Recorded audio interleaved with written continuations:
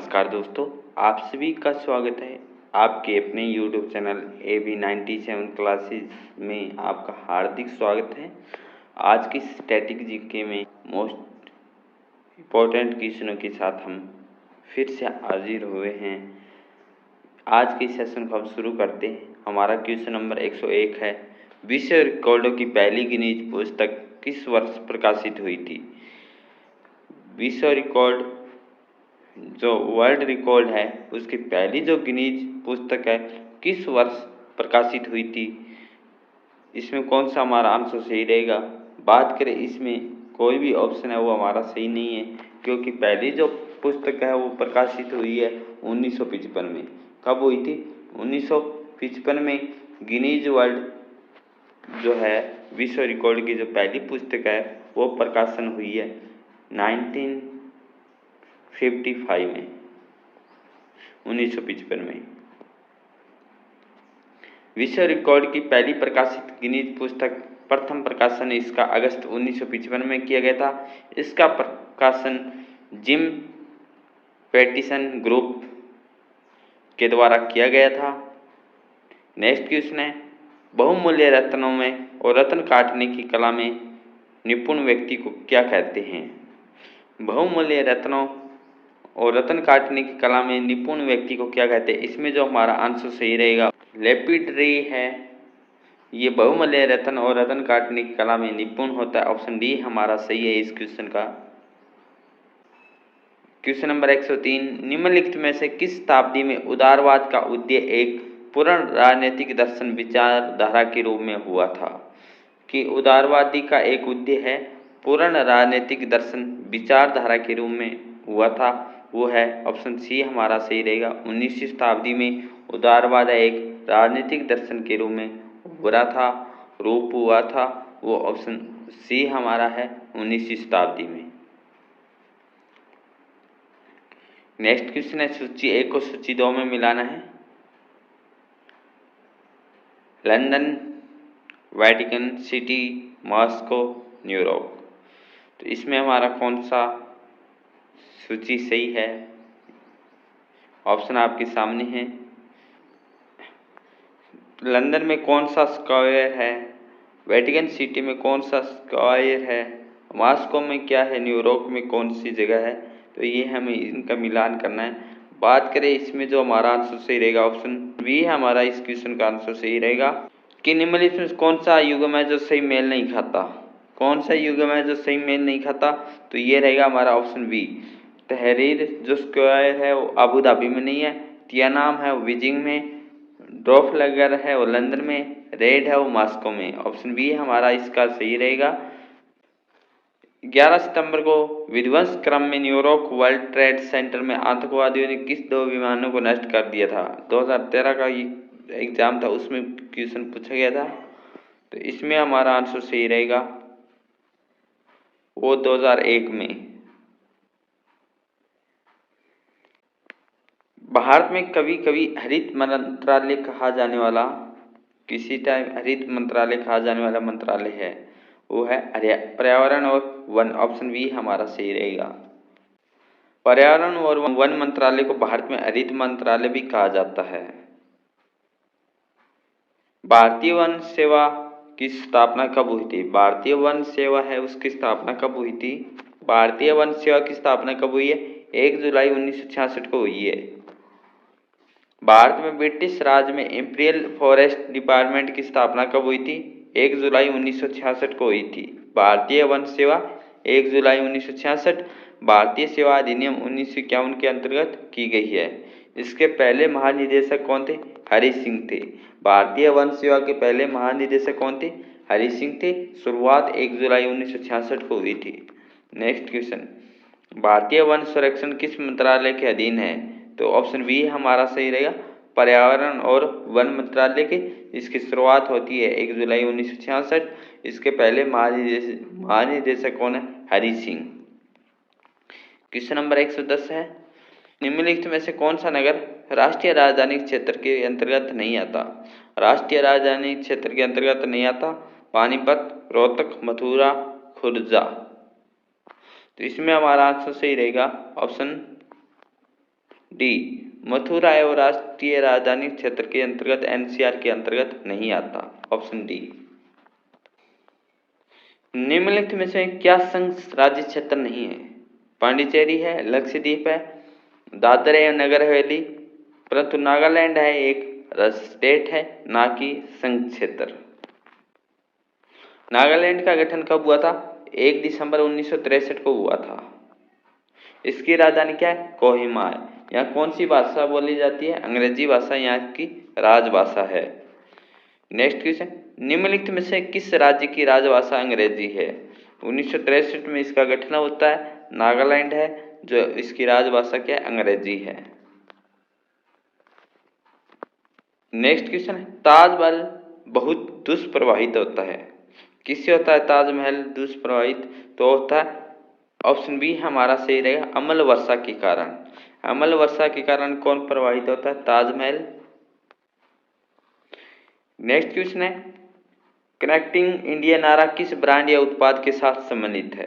तो इसमें जो हमारा आंसर सही रहेगा ऑप्शन है भारत संचार निगम लिमिटेड के द्वारा कनेक्टिंग इंडिया नारा ब्रांड है वो उत्पाद जुड़ा हुआ है। नेक्स्ट क्वेश्चन है, विशाल मोबाइल कंपनी नोकिया का मूल देश कौन सा है? तो इसमें हमारा आंसर सही रहेगा ऑप्शन डी फिनलैंड। इस क्वेश्चन में हमें बताना है भारत के निम्न संग्रहालय में किसका स्थान है वो गलत ढंग से संग्रहालय है वो कौन सी जगह है? सही है। तो राष्ट्रीय रेल मंत्रालय कहाँ है? नई दिल्ली में। सलारगंज संग्रहालय का हैदराबाद में, सही है। नेपियर संग्रहालय का तिरुवनंतपुरम में, परंतु जो वस्त्रों का कैलिक संग्रहालय है वो मुंबई में नहीं है। ऑप्शन बी हमारा रॉन्ग है। ऑप्शन बी इस क्वेश्चन का हमारा आंसर सही रहेगा। जो वस्त्रों का कैलिको संग्रहालय है वो गलत ढंग से है, परंतु बाकी जो हमारे तीनों ऑप्शन सही है। वस्त्रों का कैलिको संग्रहालय क्या? गुजरात के अहमदाबाद में, ना कि मुंबई में। न्यूजीलैंड वासियों को किस और नाम से जाना जाता है? न्यूजीलैंड वासियों को किस नाम से जाना जाता है? तो इसमें हमारा आंसर सही रहेगा option B. Option B kiwis. अंतर्राष्ट्रीय स्तर पर न्यूजीलैंड वासियों को कीवीज नाम से जाना जाता है, कीवी। नेक्स्ट क्वेश्चन है, कंगारू किस देश का राष्ट्रीय प्रतीक है? कंगारू जो है ऑप्शन बी हमारा सही रहेगा, ऑस्ट्रेलिया देश का प्रतीक कंगारू है। न्यूजीलैंड को कीवी के नाम से भी जाना जाता है। तंजानिया की राजधानी कौन सी है? तंजानिया की जो राजधानी है ऑप्शन डी हमारा सही रहेगा इस क्वेश्चन में, दार ए सलाम तंजानिया की राजधानी है। तंजानिया की राजधानी क्या है? डोडोमा है, जबकि संसद पर कुछ सरकारी कार्यालय है, जबकि 1996 में इसकी राजधानी क्या बनाई थी? दार ए सलाम भी बनाई थी। क्वेश्चन नंबर 120, निम्नलिखित में से केंद्रीय विश्वविद्यालय कौन सा है? केंद्रीय विश्वविद्यालय कौन सा है इनमें से? कोलकाता, डिब्रूगढ़, कुरुक्षेत्र या पांडिचेरी? तो इसमें अगर बात करें हमारा ऑप्शन सी सही रहेगा, पांडिचेरी। पांडिचेरी केंद्रीय विश्वविद्यालय है। पांडिचेरी विश्वविद्यालय केंद्रीय विश्वविद्यालय है, जो कि शेष विश्वविद्यालय राज्य के अधीन है। क्वेश्चन नंबर 121, चेरनोबिल न्यूक्लियर संयंत्र आपदा है वो कब हुई थी? तो इसमें हमारा आंसर सही रहेगा, जो चेरनोबिल न्यूक्लियर जो संयंत्र आपदा है वो 1986 में हुई थी। ऑप्शन सी हमारा सही है।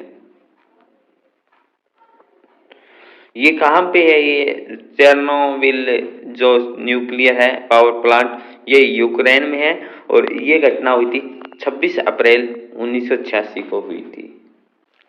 क्वेश्चन नंबर 122 है, तवांग के पास भारत की भूमि विवाद निम्नलिखित में से किस देश के साथ है? तवांग के जो पास है भारत की भूमि विवाद निम्नलिखित में से किस देश के साथ है? वो है चीन के साथ। भारत और चीन के बीच भूमि विवाद है वो कौन सा है? तवांग का जो क्षेत्र है वहां ये दोनों देशों के बीच विवाद हो रहा है, वो एरिया तवांग है। तवांग भारत के पश्चिमी अरुणाचल प्रदेश में एक जिला है। तवांग कहाँ का है? अरुणाचल प्रदेश में एक पश्चिमी जिला है। चीन इसे दक्षिणी तिब्बत कहता है परंतु इसे हम अपना आधिपत्य की बात करता है। हमारा के आधिपत्य क्षेत्र है, चीन इसे दक्षिणी तिब्बत कहता है। किसको?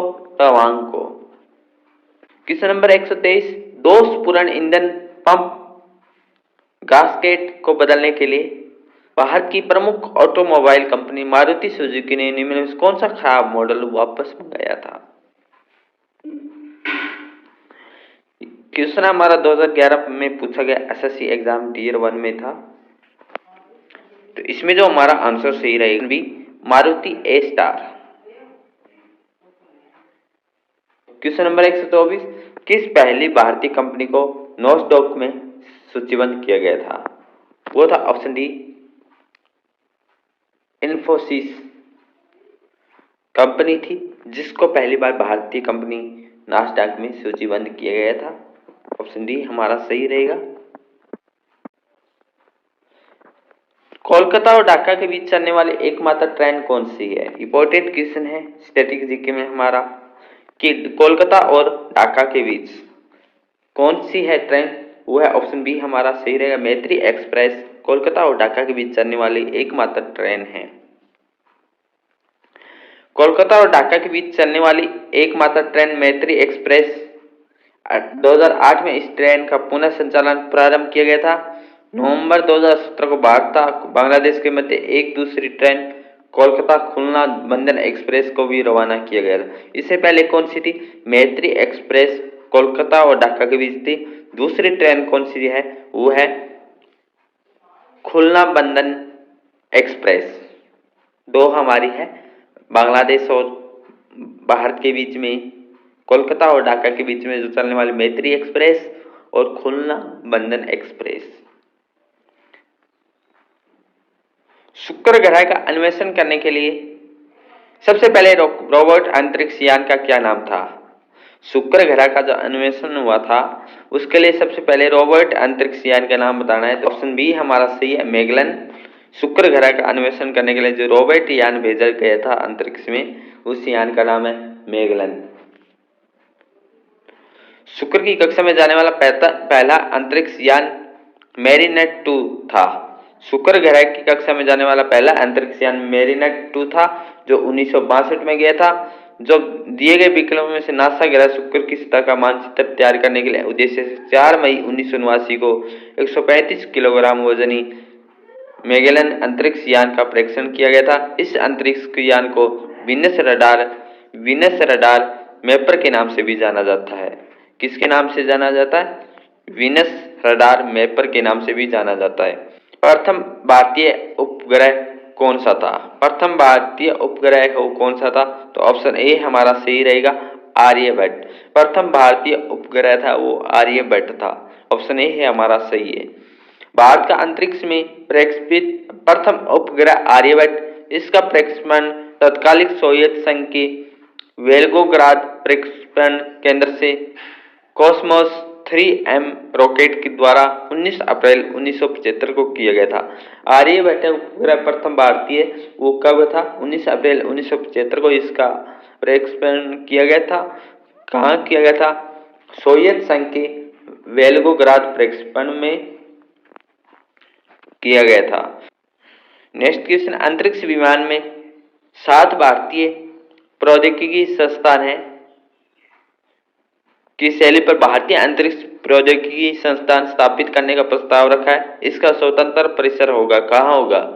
चेन्नई में, तिरुवनंतपुरम में, थुम्बा में या श्रीहरिकोटा में? इस क्वेश्चन का जो हमारा आंसर सही रहेगा ऑप्शन सी, तिरुवनंतपुरम में अंतरिक्ष विभाग ने 7 भारतीय प्रौद्योगिकी संस्थान को शैली पर भारतीय अंतरिक्ष टेक्नोलॉजी संस्थान को स्थापित करने का प्रस्ताव रखा है, वो है तिरुवनंतपुरम में। नेक्स्ट क्वेश्चन है हमारा, 17 मई 2010 को भारत ने पृथ्वी से पृथ्वी प्रक्षेपास्त्र अग्नि 2 का सफल परीक्षण व्हीलर द्वीप से किया था, जो स्थित है। व्हीलर द्वीप कहाँ है ये हमें बताना है। कब किया गया था? इसका जो पृथ्वी से पृथ्वी किया था अग्नि 2 का सफल परीक्षण किया गया था, जो व्हीलर द्वीप कहाँ है? ओडिशा तट से या गुजरात से? इसमें हमारा आंसर सही रहेगा वो रहेगा ऑप्शन ए उड़ीसा तट से। तो व्हीलर द्वीप है वो कहाँ है? उड़ीसा तट के आसपास है। वहां से इसका अग्नि टू अग्नि सफल परीक्षण किया गया था 17 मई 2010 को।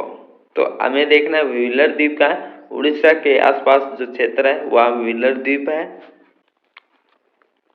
तो व्हीलर द्वीप कहाँ है? उड़ीसा तट से परे स्थित है। यह उड़ीसा वर्तमान में उड़ीसा की राजधानी भुवनेश्वर में लगाया गया है। भारत की मिसाइल परीक्षण सुविधा इस द्वीप पर स्थित है। हमारा जो क्वेश्चन है, होम्योपैथी के जो संस्थापक थे, ऑप्शन बी हमारा आंसर सही रहेगा इस क्वेश्चन का, हॉनेमैन। डॉक्टर क्रिश्चियन फ्राइडरिक सैमुअल हॉनेमैन होम्योपैथी चिकित्सापत्ति के जन्मदाता थे। ये कहाँ के निवासी थे? जर्मनी के। जो होम्योपैथी के संस्थापक है हॉनेमैन, ये कहाँ के निवासी थे?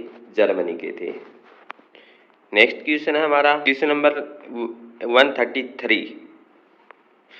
CSIR द्वारा विकसित दृष्टिहीनों के लिए सबसे आधुनिक पढ़ने की मशीन का नाम क्या दिया गया था? किनके द्वारा?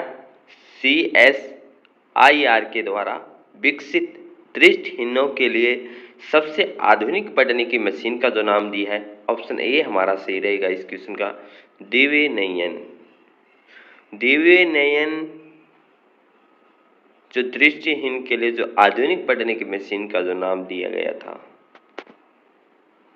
क्वेश्चन नंबर 134 हमारा है, भारत के द्वारा अंटार्कटिक में स्थापित प्रथम अनुसंधान स्टेशन का नाम क्या है? तो इस क्वेश्चन का जो हमारा आंसर सही रहेगा ऑप्शन सी, दक्षिण गंगोत्री। दक्षिण गंगोत्री भारत द्वारा अंटार्कटिक में स्थापित प्रथम अनुसंधान स्टेशन का नाम था। इसकी शुरुआत सर्वप्रथम 1984 में की गई थी। 1989 में मैत्री नामक द्वितीय स्टेशन की भी स्थापना की गई थी। भारती नामक तीसरे स्टेशन की जो स्थापना कब की गई थी? 18 मार्च 2012 में की थी। क्वेश्चन था हमारा, भारत द्वारा अंटार्कटिक में जो है स्टेशन का जो नाम है वो क्या है? दक्षिण गंगोत्री नाम था। इसकी शुरुआत कब हुई है? 1984 में। दूसरा क्वेश्चन बनेगा, मैत्री नामक द्वितीय स्टेशन की स्थापना कब हुई थी? 1989 में। तीसरा क्वेश्चन बनेगा, भारती नामक तीसरे स्टेशन की स्थापना है वो 18 मार्च 2012 में की थी। क्वेश्चन नंबर 135, निम्नलिखित में से किस भारतीय राज्य की सीमा, भारत जो स्टेट है उसकी सीमा भूटान के साथ नहीं मिलती? तो इसमें जो हमारा आंसर सही रहेगा ऑप्शन बी, मेघालय। मेघालय की है, भूटान के साथ नहीं लगती बल्कि सिक्किम की भी लगती है, अरुणाचल प्रदेश भी और पश्चिम बंगाल की भी लगती है, परंतु मेघालय है वो नहीं लगती। मेघालय किसका स्टेट का पड़ोसी है? असम और पश्चिम बंगाल इन राज्यों का पड़ोसी स्टेट है। भारत की स्थलीय सीमा उत्तरी पूर्व में भूटान से मिलती है। भारत की जो स्थलीय सीमा का इससे मिलती है, उत्तरी पूर्व भूटान से मिलती है। भूटान के साथ सीमा साझा करने वाले भारतीय राज्य में सिक्किम है, असम है, अरुणाचल प्रदेश और पश्चिम बंगाल। कितने स्टेट लगते हैं? सिक्किम, असम, अरुणाचल प्रदेश, पश्चिम बंगाल, 4 स्टेट भारत के भूटान के साथ लगते हैं। नेक्स्ट क्वेश्चन है, किस राष्ट्रीय राजमार्ग को शेरशाह सूरी मार्ग कहते हैं? कौन सा जो राष्ट्रीय राजमार्ग है उसका शेरसूरी मार्ग कहते हैं? शेरशाह सूरी मार्ग है वो ऑप्शन सी हमारा रहेगा, राष्ट्रीय राजमार्ग नंबर 1 शेरशाह सूरी मार्ग से जाना जाता है।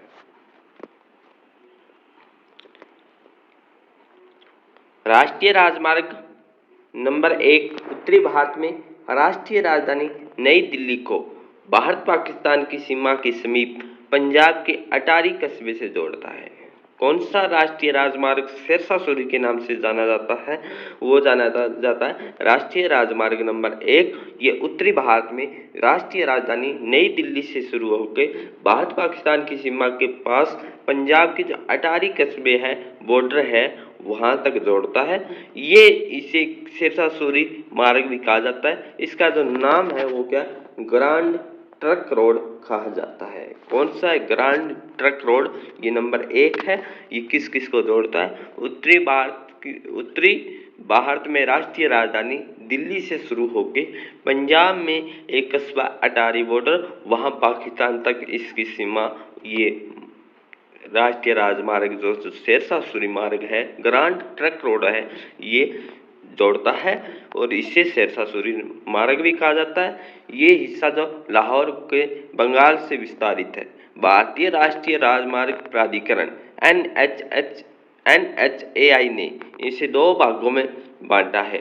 NH1 दिल्ली को था उत्तर था, NH2 को दिल्ली के दक्षिण भागों के लिए। NH1 किस भाग है? दिल्ली से उत्तर। NH2 है दिल्ली के दक्षिण भागों तक इसका प्रयोग किया गया है। नेक्स्ट क्वेश्चन 138 नंबर क्वेश्चन है हमारा, केंद्रीय परिवर्ती का सर्वाधिक स्थिर माप क्या है? केंद्रीय परिवर्ती का जो सबसे सर्वाधिक स्थिर माप है वो है माध्य। ऑप्शन डी हमारा सही रहेगा। गणित व सांख्यिकी में समांतर माध्य नमूने की केंद्रीय परिवर्ती की एक गणितीय माप है। इसे प्राय औसत, एवरेज या माध्य भी, मीन भी कहा जाता है। क्वेश्चन नंबर 139, श्री कृष्ण समिति रिपोर्ट जो कब लाई गई थी? 2011 में जनता के सामने लाई गई थी। ये किससे संबंधित है? श्री कृष्ण समिति रिपोर्ट है, ये है अलग तेलंगाना राज्य की मांग से। जो तेलंगाना राज्य की जो मांग की गई थी वो किस समिति से हुई थी? श्री कृष्ण समिति रिपोर्ट आई थी, वो जनता के सामने लाई गई थी। क्या मांग उठाई गई थी? कि तेलंगाना राज्य की अलग मांग की गई थी। 3 फरवरी 2010 को श्री कृष्ण समिति आंध्र प्रदेश से अलग तेलंगाना राज्य की मांग को लेकर गठित की गई थी। तेलंगाना किस राज्य से अलग हुआ? आंध्र प्रदेश। आंध्र प्रदेश से अलग मांग की गई थी। समिति कौन सी है? श्री कृष्ण समिति। अपनी रिपोर्ट 30 दिसंबर 2010 को गृह मंत्रालय को सौंप दी गई थी। कब आई थी समिति? 3 फरवरी 2010। और कब रिपोर्ट सौंपी है? 30 दिसंबर 2010 को। ये रिपोर्ट जनता के सामने कब प्रस्तुत हुई? 6 जनवरी 2011 में। इस रिपोर्ट के आधार पर केंद्रीय मंत्रिमंडल के द्वारा 3 अक्टूबर 2013 को वर्तमान आंध्र प्रदेश का विभाजन कर एक नए तेलंगाना राज्य की सृजन को स्वीकृति और प्रदान दी गई थी। कब इसकी प्रक्रिया शुरू हुई थी? प्रक्रिया होती है, इसकी शुरुआत समिति का गठित की गई थी, वो 3 फरवरी 2010 को। रिपोर्ट सौंपी है गृह मंत्रालय को 30 दिसंबर, जनता के सामने 6 जनवरी 2011। ये रिपोर्ट केंद्रीय मंत्रिमंडल के द्वारा कब है? 3 अक्टूबर 2013 को ये आंध्र प्रदेश से तेलंगाना राज्य की स्थापना हुई थी। क्वेश्चन नंबर है, केरल किस खेती के लिए प्रसिद्ध है? केरल राज्य किस खेती के लिए प्रसिद्ध है? तो इसमें केरल नारियल के लिए भी प्रसिद्ध है, काली मिर्च के लिए, और किसके लिए है? रबड़ के लिए। तो ऑप्शन बी हमारा सही रहेगा, केरल स्टेट। क्वेश्चन नंबर 141 है, मुर्गी पालन यूनिट में लागत को सर्वाधिक प्रभावित करने वाला कारक किसकी लागत है? किसकी लागत है? तो इसमें हम कहेंगे ऑप्शन है मुर्गी दाना में। किसकी? मुर्गी दाना में। निम्नलिखित में से कौन सा स्मारक सबसे पुराना है? इसमें बताना है हमें कौन सा जो स्मारक है सबसे पुराना है। तो इसमें हमारा आंसर आएगा ऑप्शन ए, अजंता की गुफाएं हैं सबसे पुराना स्मारक है। कुतुब मीनार, खजुराहो, ताजमहल या अजंता की गुफाएं। तो ऑप्शन ए हमारा सही रहेगा।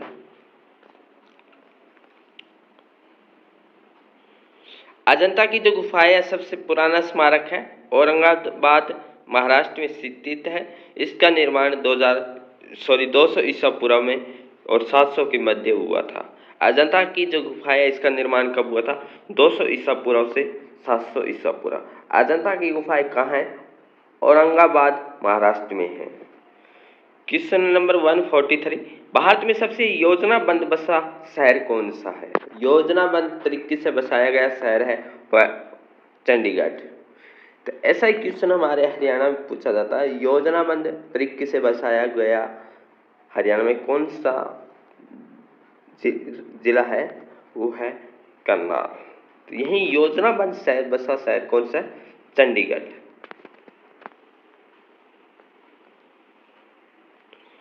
भारत में सबसे योजनाबद्ध बसा शहर चंडीगढ़ है। अंतर्राष्ट्रीय स्तर पर शहरी योजनाबद्धता और वास्तु स्थापत्य के लिए प्रसिद्ध यह शहर आधुनिक भारत का प्रथम योजनाबद्ध शहर है। चंडीगढ़ के मुख्य वास्तुकार कौन थे? फ्रांसीसी वास्तुकार ली कॉर्बुजियर इसके चंडीगढ़ के मुख्य वास्तुकार थे। नेक्स्ट क्वेश्चन है, भोपाल गैस त्रासदी में उत्सर्जित गैस कौन सी थी? इंपॉर्टेंट क्वेश्चन है ये। क्वेश्चन किसी न किसी एग्जाम में आपको देखने को जरूर मिलेगा, क्योंकि बहुत बार ये क्वेश्चन रिपीट हुआ है कि भोपाल गैस त्रासदी वो कब उत्सर्जित गैस कौन सी थी? भोपाल गैस त्रासदी में कौन सी गैस है जो उत्सर्जित थी? तो इसमें हमारा आंसर सही रहेगा option C, methyl isocyanate. Methyl isocyanate है ये भोपाल जो गैस त्रासदी हुई थी उसमें गैस थी। भोपाल के गैस त्रासदी में मिथाइल आइसोनेट MIC गैस उत्सर्जित हुई थी, जो एक बहुत बड़ी घटना थी। इसके कारण बहुत से लोग मारे गए थे इस त्रासदी में। किस नगर में 2 रेलवे जोन का मुख्यालय है? 2 रेलवे जोन कौन कौन से? कोलकाता और मुंबई। हमारा ऑप्शन सी सही रहेगा, ए और बी दोनों। नेक्स्ट क्वेश्चन है, भारत और रूस के द्वारा संचालित संयुक्त द्विवार्षिक सैन्य अभ्यास का नाम क्या है? किस किस के बीच है? इंडिया एंड रूस के बीच। इंडिया एंड रूस के बीच कौन सा द्विवार्षिक सैन्य अभ्यास का नाम क्या है? वो है ऑप्शन बी। तो क्वेश्चन आता है इंदर अभ्यास है वो किस किस कंट्री के बीच है? इंडिया और रूस, भारत और रूस के बीच में।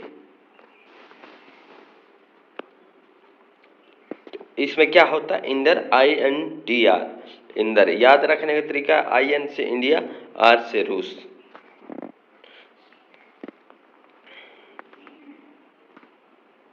और इसकी शुरुआत कब हुई है? 2003 से हुई है। जो इंदर अभ्यास है भारत और रूस के बीच है, इसकी शुरुआत कब होती है? 2003 से में होती है। भारत भूटान संबंधों का आर्थिक आधार क्या है? भारत और भूटान से संबंधित जो आर्थिक आधार है वो क्या है? ऑप्शन ए हमारा सही है, पन बिजली उत्पादन। दोस्तों, जो हमारी स्टैटिक जीके के जो विविध के जो क्वेश्चन थे SSC घटना चक्र बुक से, वो हमने डिस्कशन, हमारे जो इम्पोर्टेंट क्वेश्चन थे वो हम अध्ययन कर चुके हैं। बाकी जो हमारा सेशन रहेगा नेक्स्ट वो रहेगा अगनतन सामान्य, जो वर्ष और दिवस से संबंधित हमारे क्वेश्चन है। 8 और 9 जनवरी 2015 को 13वां प्रवासी भारतीय दिवस कहाँ आयोजित किया गया था? तो इसमें जो हमारा आंसर सही रहेगा, पहली बात तो क्वेश्चन बनेगा भारतीय प्रवासी दिवस कब मनाया जाता है? तो 9 जनवरी को। 9 जनवरी को भारतीय प्रवासी दिवस मनाया जाता है। बात है उस टाइम जो एग्जाम था उसमें पूछा गया था कि 2015 में कौन सा प्रवासी भारतीय दिवस था? तो 13वां था। तो अभी हमें ध्यान रखना है जो 2022 में कौन सा है, ये ध्यान रखना है। 2022 का जो प्रवासी भारतीय दिवस है वो कब मनाया गया था, ये भी हमारा क्वेश्चन बन सकता है। तो बात करें इस क्वेश्चन में, हमारा 13वां प्रवासी भारतीय दिवस है वो कहाँ मनाया गया था? वो मनाया गया था गांधीनगर में। गांधीनगर किसकी राजधानी है? तो गुजरात की। तो गुजरात में 13वां प्रवासी भारतीय दिवस 9 जनवरी और 8 जनवरी को मनाया गया था। इससे हमारे क्वेश्चन और बनेंगे, वो हम अध्ययन करेंगे। तो वर्तमान में हमारे क्या क्वेश्चन बन सकते हैं यहाँ से? तो प्रवासी भारतीय दिवस की जो शुरुआत कब हुई थी? प्रवासी भारतीय दिवस की शुरुआत हुई है 2003 में। कब हुई है? 2003 में प्रवासी भारतीय दिवस 9 जनवरी को पहला प्रवासी भारतीय दिवस मनाया गया था। शुरुआत होती है इसकी 2003 में। कब होती है जी शुरुआत? 2003 में। Republic of India mark the celebration observe India community to world development of India. Pravasi Divas 9 जनवरी 1915 में महात्मा गांधी कहाँ से आए थे? साउथ अफ्रीका से वापस मुंबई आए थे। तो अफ्रीका से आए थे, इसलिए 9 जनवरी प्रवासी भारतीय दिवस मनाया जाता है। तो इसकी शुरुआत होती है 2003 में। 9 जनवरी 2003 में प्रवासी भारतीय दिवस की शुरुआत होती है। 2021 का प्रवासी भारतीय दिवस कहाँ मनाया गया था? दिल्ली में मनाया गया था, जिसके मुख्य अतिथि कौन थे? सूरीनाम के राष्ट्रपति चंद्रिका प्रसाद संतोखी थे। नेक्स्ट क्वेश्चन हमारा, महात्मा गांधी के भातृत्व और शांति की दर्शन के प्रति श्रद्धांजलि के रूप में संयुक्त राष्ट्र की महासभा ने उनके जन्मदिन 2 अक्टूबर को घोषित किया गया था। कौन सा दिवस है घोषित किया है? ऑप्शन आपके सामने है। इसमें जो हमारा आंसर सही रहेगा ऑप्शन ए, अंतर्राष्ट्रीय अहिंसा दिवस। 2 अक्टूबर को कौन सा दिवस मनाया जाता है? अंतर्राष्ट्रीय अहिंसा दिवस। किसकी श्रद्धांजलि के रूप में? महात्मा गांधी के। निम्नलिखित में से किसे राष्ट्रीय एकता के लिए इंदिरा गांधी पुरस्कार से 31 अक्टूबर 2017 को सम्मानित किया गया था? क्वेश्चन हमारा 2017 का है, ये करंट अफेयर्स ही था उस टाइम 2018 की परीक्षा में, एसएससी में, कि राष्ट्रीय एकता जो पुरस्कार है 2017 का, वो किसे मिला था? तो बात करें राष्ट्रीय एकता पुरस्कार, इंदिरा गांधी पुरस्कार है, ये मिला था टी.एम. कृष्णा को। किसको मिला था? टी.एम. कृष्णा को मिला था। और वर्तमान में राष्ट्रीय एकता गांधी पुरस्कार किसे मिला है, ये हम अध्ययन करते हैं अभी। राष्ट्रीय एकता गांधी पुरस्कार है, ये प्रधानमंत्री इंदिरा गांधी के बाद भारतीय राष्ट्रीय कांग्रेस में दिया जाने वाला एक प्रतिष्ठित पुरस्कार है। राष्ट्रीय एकता और समझ को बढ़ावा देने के भारत के धार्मिक समूह, समुदाय, जातीय समूह, सांस्कृतिक भाषाओं और परंपराओं के बीच फेलोशिप और राष्ट्र की सोच और कार्रवाई के मजबूत करने के लिए इस राष्ट्रीय एकता गांधी पुरस्कार की जो शुरुआत हुई है 1985 में हुई थी। इसमें कितने रुपए दिए जाते हैं? 5 लाख रुपए की राशि दी जाती है। और ये पुरस्कार शहीद दिवस पर दिया जाता है। 1987 में ये पुरस्कार किसे मिला था? राष्ट्रीय एकता गांधी पुरस्कार स्वामी रंगनाथन को 1987 में मिला था। Aruna Asaf Ali the Bharat scouts and guides 1987 में इनको मिला था। और परम धाम आश्रम वर्धा महाराष्ट्र आचार्य तुलसी 1993 में मिला था। 11 अक्टूबर 2019 को प्रतिष्ठित पर्यावरणविद एवं सामाजिक कार्यकर्ता चंडी प्रसाद भट्ट को 31वां इंदिरा गांधी राष्ट्रीय एकता पुरस्कार मिला था। 31वां इंदिरा गांधी राष्ट्रीय जो एकता पुरस्कार है, ये 2019 को किसको मिला था? चंडी प्रसाद भट्ट को मिला था। 2017-18 को प्रदान किए गए ये 31वां जो राष्ट्रीय इंदिरा गांधी जो राष्ट्रीय अवार्ड है, ये 2017-18 के लिए प्रदान किए गए हैं इनको। और इसमें कितने लाख रुपए और राशि बढ़ोतरी की है? 5 लाख से 5 लाख। अब कितने दिए जाते? 10 लाख। चिपको आंदोलन से जुड़े गांधी विचारधारा के चंडी प्रसाद भट्ट को इसे पूर्व 2005 में पद्म विभूषण और 1982 में सामुदायिक नेतृत्व के लिए रेमन मैग्सेसे अवार्ड भी सम्मानित किया गया है। 2016 का सर्वश्रेष्ठ फीफा पुरुष खिलाड़ी पुरस्कार किसे जीता था? क्वेश्चन है 2016 का सर्वश्रेष्ठ फीफा पुरुष खिलाड़ी पुरस्कार किसने जीता था? ये किसको मिला था? 2016 की बात है। तो 2016 में जो मिला था वो मिला था क्रिस्टियानो रोनाल्डो को है। ये 2016 का फीफा पुरस्कार मिला था। बात करें वर्तमान में ये किसे मिला है? फीफा का सर्वश्रेष्ठ 2022 पुरुष अवार्ड है वो मिला है रॉबर्ट लेवांडोस्की को।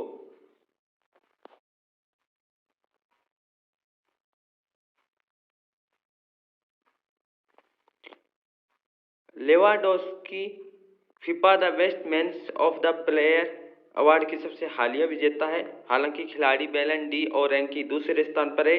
उनके प्रदर्शन के स्ट्राइक ऑफ द ईयर का पुरस्कार मिला है। स्ट्राइक ऑफ द ईयर का पुरस्कार किसे मिला है? वो मिला है बैलन डी और जो फीफा पुरुष अवार्ड मिला है वो मिला है लेवांडोस्की को। महिला खिलाड़ी रही है जेनिफर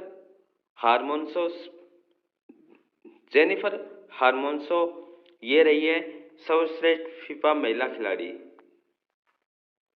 2017 के लिए 31वां मूर्ति देवी पुरस्कार के लिए चयनित कविता संग्रह दे डोंडो फुआरा मात्रो के रचनाकार का नाम बताइए। तो इसमें हमारा आंसर सही रहेगा ऑप्शन सी, जॉय गोस्वामी। किसके द्वारा लिखी गई है?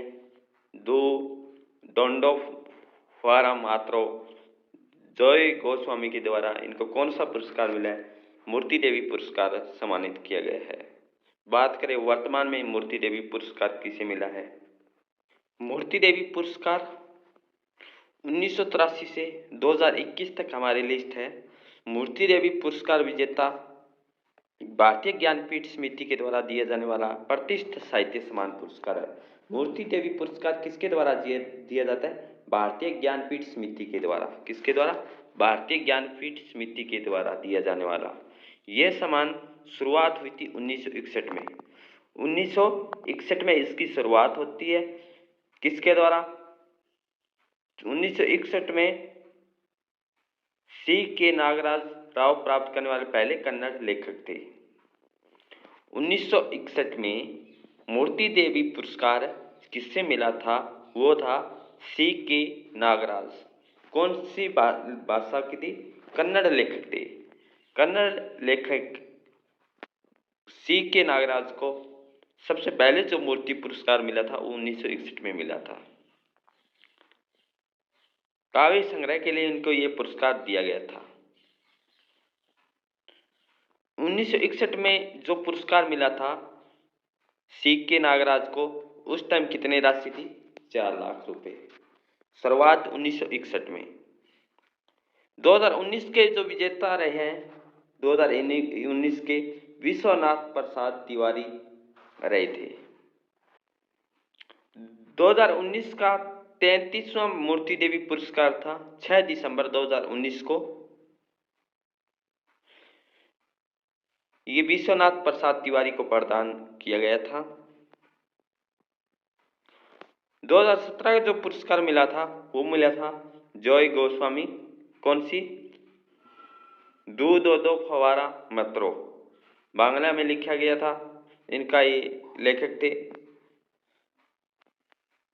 2016 का जो मिला है MP वीरेंद्र कुमार, मलयालम भाषा, और इनका वो लिखा है मत भूल।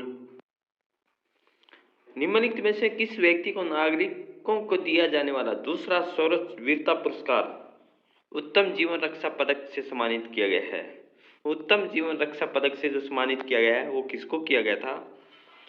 वो किया गया है सलीम गफूर शेख को। बात है ये 2018 को राष्ट्रपति द्वारा 24 जनवरी 2018 को जीवन रक्षक पदक 2017 प्रदान किया गया था।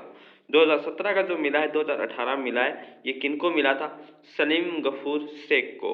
किसका? जीवन रक्षक पदक दिया गया था। कितने श्रेणियों में? 3 श्रेणियों में। कितने लोगों को? 14 लोगों को दिया गया था। बात करें वर्तमान में ये जीवन रक्षक जो उत्तम जीवन रक्षक पदक है किससे मिला है? सर्वोत्तम जीवन रक्षा पदक पाने वाले में शामिल है शरत RR मरणोपरांत केरल, जतिन कुमार मरणोपरांत उत्तर प्रदेश, रामा अवतार गोदरा मरणोपरांत राजस्थान, ज्ञानचंद मरणोपरांत रेल मंत्रालय, अमित कुमार गुहाल मरणोपरांत पश्चिम बंगाल, अनिल कुमार रेल मंत्रालय। उत्तम जीवन रक्षा पदक पाने वालों में शामिल है जगदीश भाई दानाभाई मकवाना गुजरात। दीपक कुमार यादव भारतीय तट रक्षा मंत्रालय उत्तम जीवन रक्षा पदक पाने वालों में शामिल। धर्मेंद्र भारतीय तट बल रक्षा उत्तम जीवन रक्षा पदक पाने वाले। मोनू कुमार भारतीय तट रक्षा मंत्रालय उत्तम जीवन रक्षा पदक पाने वाले। मास्टर अल्फास बाऊ केरल उत्तम जीवन रक्षा पदक पाने वालों में शामिल। ये इनके नाम हैं, इम्पोर्टेंट हमने डिस्कशन किया है। जीवन रक्षा पदक पाने वाले में शामिल है जी शंकर कुमार आंध्र प्रदेश। ये इनकी लिस्ट है। जीवन रक्षा 5 कैटेगरियों में दिया जाता है। खेल जगत से जितने भी क्वेश्चन होंगे ये हम इसमें डिस्कशन करेंगे। पहला जो क्वेश्चन है, निम्नलिखित में से किस दिन प्रतिवर्ष खेल दिवस मनाया जाता है? कौन सा दिन है जो खेल दिवस मनाया जाता है? वो महीना है अगस्त का। कौन सा माह है? अगस्त का। बात करें दुनिया भर में हॉकी के जादूगर के नाम से प्रसिद्ध भारत के महान हॉकी खिलाड़ी मेजर ध्यानचंद सिंह के नाम पर जो भारतीय प्रतिवर्ष खेल दिवस मनाया जाता है, किसके नाम पे? मेजर ध्यानचंद सिंह। कौन से खेल से थे? हॉकी के जादूगर के नाम से जाने जाते हैं।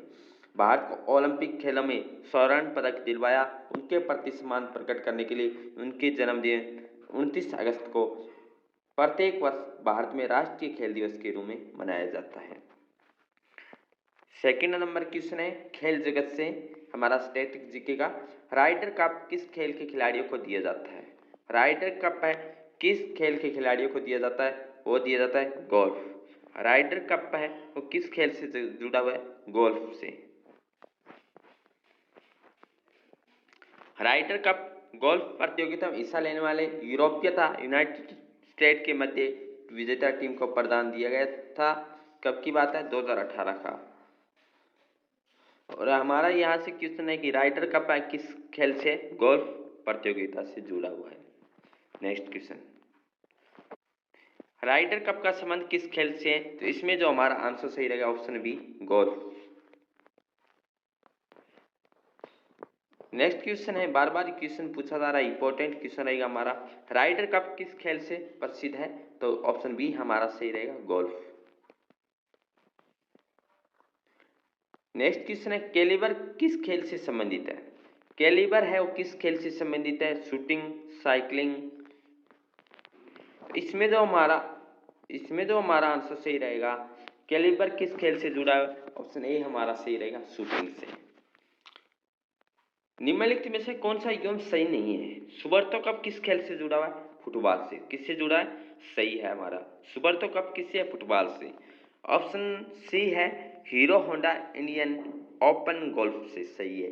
देवधर ट्रॉफी क्रिकेट से संबंधित है, परंतु ऑप्शन बी है होलकर ट्रॉफी टेनिस से जुड़ी नहीं हुई है। किससे नहीं है? ऑप्शन बी है हमारा इस क्वेश्चन का आंसर सही रहेगा, क्योंकि गलत पूछा गया है। सुब्रतो कप फुटबॉल से संबंधित, hero Honda Indian open golf से संबंधित है, देवधर ट्रॉफी क्रिकेट से संबंधित है, परंतु जो हमारा होलकर ट्रॉफी टेनिस से संबंधित नहीं है।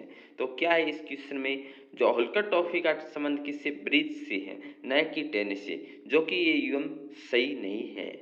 बाकी अन्य युग्म सही थे हमारे। किस खेल में बुल्स आई शब्द का प्रयोग किया जाता है? बुल्स आई शब्द का जो प्रयोग किया जाता है, ऑप्शन डी हमारा सही रहेगा, शूटिंग में। बुल्स आई शब्द का प्रयोग किया जाता है वो शूटिंग में किया जाता है।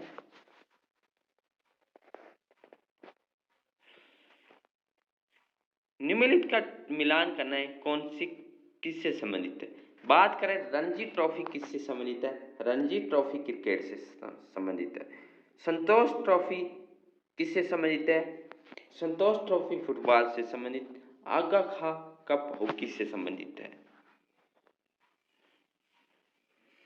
तो इसमें हमारा जो आंसर सही रहा है ऑप्शन बी रहा है। वन का रणजी ट्रॉफी क्रिकेट से संबंधित, संतोष ट्रॉफी फुटबॉल से संबंधित, आगा खां जो कप हॉकी से संबंधित है। बढ़ते हैं नेक्स्ट क्वेश्चन की तरफ। क्वेश्चन नंबर 9 हमारा है,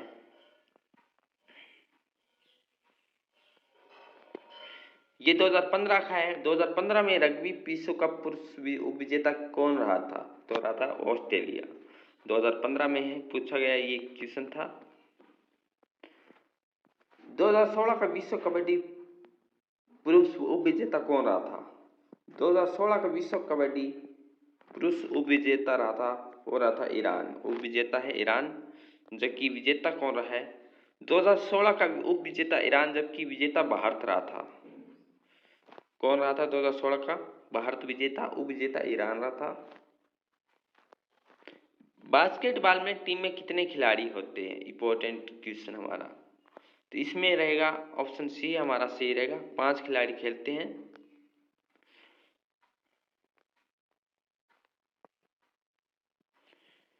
नेक्स्ट क्वेश्चन है, कौन सा कथन सत्य है? 2017 में सुरेश रैना ने आईपीएल टीम सनराइज हैदराबाद की कप्तानी की थी। ये तो हमारा कथन सत्य नहीं है। 2017 में जहीर खान ने आईपीएल टीम खिलाड़ी दिल्ली डेयरडेविल्स की कप्तानी की थी। फ्रांस ने 2017 वर्ल्ड टीम शतरंज चैंपियनशिप की मेजबानी की थी। तो इसमें कौन सा हमारा कथन सही है? इसमें केवल बी है, ये हमारा कथन सही है। 2017 में जहीर खान ने आईपीएल दिल्ली की तरफ से, ये दिल्ली की टीम की तरफ से खेले थे, ना कि सुरेश रैना चेन्नई सुपर किंग्स की तरफ से खेलते हैं। नेक्स्ट क्वेश्चन, कौन सा कथन सत्य है? 2017 का शतरंज वर्ल्ड कप भारतीय ग्रैंड मास्टर ने जीता था। 2017 का जो शतरंज वर्ल्ड है किसके द्वारा जीता था? क्या भारत के द्वारा जीता गया था?